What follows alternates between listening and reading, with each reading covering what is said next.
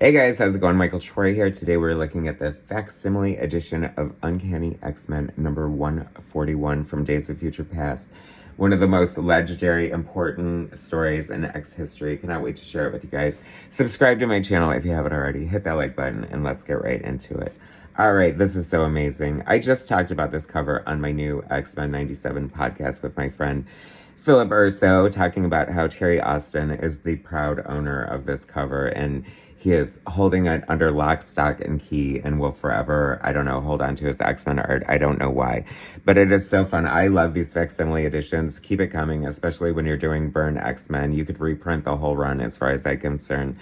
I've talked about it before, but I should mention it, that a lot of people are not excited about the facsimile editions, which are just basically reprints from cover to cover, including the ads and everything. Is that O.J. Simpson? Oh my gosh, it is. Anyway, it's so jarring to see him sometimes. Anyway, some people feel it decreases the value of the originals, and I say whatever.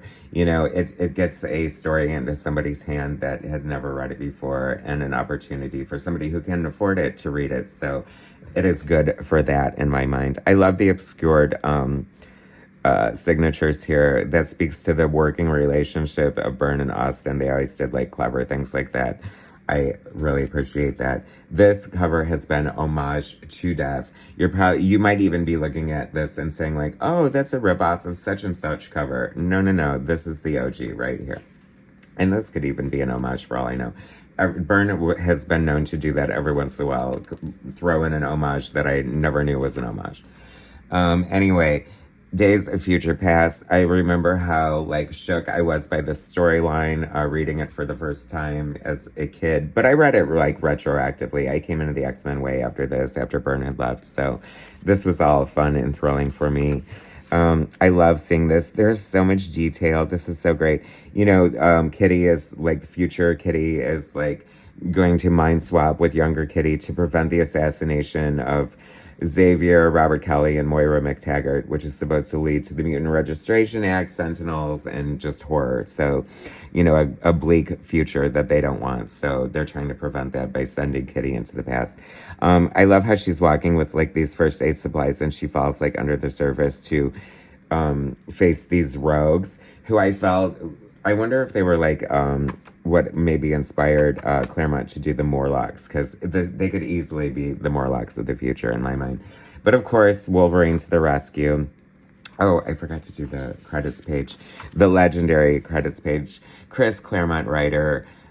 John Byrne, artist, co-plotters, Terry Austin, inker, Tom Orzechowski, letterer, Glynis Wynn, colorist, Louise Jones, editor, and Jim Shooter, editor-in-chief. I don't know if you'll find a better lineup of creators than that. I mean, they were making the magic legendary at this point. And this is a couple of issues before Byrne left the X-Men, so, which is sad because they were on fire. I mean, on one hand, you kind of want to see what it would have been like if Byrne had stayed on the book, but knowing what you know behind the scenes and the way everything played out, it's like it kind of would have been impossible at the same time. But you know, it always is sad to me, even though like it's post Genosha, like the mutant resurrection island, it is always sad for me to see like grave markers for my favorite characters and things like that. This is actually like a poignant, like really emotional, sort of heartfelt issue. Like you get like seeing them older and stuff is sort of like makes you feel a certain kind of way too. But like the romance between Kitty and Peter, knowing that they would eventually get married and have kids, and Magneto is the leader now and he's in a wheelchair. Like, I like that twist of irony. So there was a lot of good things going on. Oh, look, it's Rachel Summers, who would later become Phoenix in her own right. I mean, this is like packed full. This is a great splash page. This forever burned into my brain. Burn, no pun intended, pun intended. But it's funny because, like, I always feel like the Danger Room is kind of silly. It's like, do you really need all that to just have test Colossus strength? I mean, I don't know. Like, you really have this big robot with all these circular saw blades, and I don't know. But it was such a fun point in the X-Men, and, like, such a great part of their mythos, and, like, you know, a Danger Room sequence was always fun. And especially, Kitty's wandered in there accidentally, and, you know, she's gonna be vulnerable to all these things. I don't know, just the pacing, the art, everything just lines up so perfectly in this situation. And then, they joke. Kitty has her first session and she breezes through the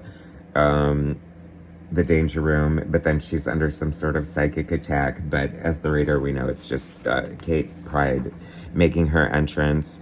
And I love just like, this is like the best thing, the character developments. Kitty's notoriously scared of Nightcrawler in the beginning, but future Kate, of course, loves him. So like, she's totally fine. She's happy to see him alive. And he's like shook by her reaction. Can we just take a minute and appreciate the beauty of the Byrne Austin storm? That is so great. Very few people draw Storm as well as Byrne. And clearly one of my favorites. A lot of the X-Men for that matter.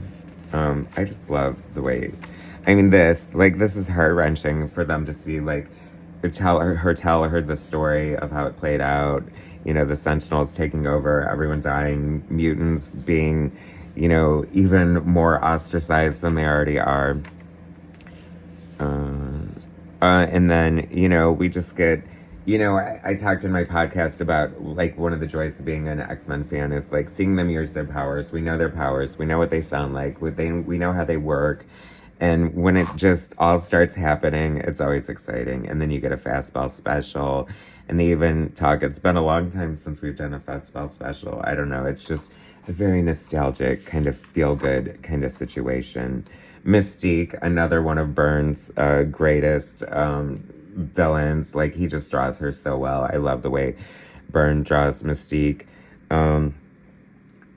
Even an older Storm. I don't know. It's just fun to kind of see an older Storm and an older Colossus with the gray temples, even in armored form. I love that. That's just such a fun touch.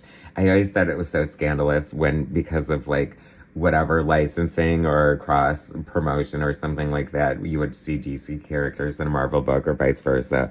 It always just felt so wrong in a way, right? But exciting at the same time. That is a great shot. It's so weird to see the evolution of these characters because they always try to make Destiny look kind of sexy now. And this is where she started, a blind old lady with a cane. Come on. Anyway, I don't know.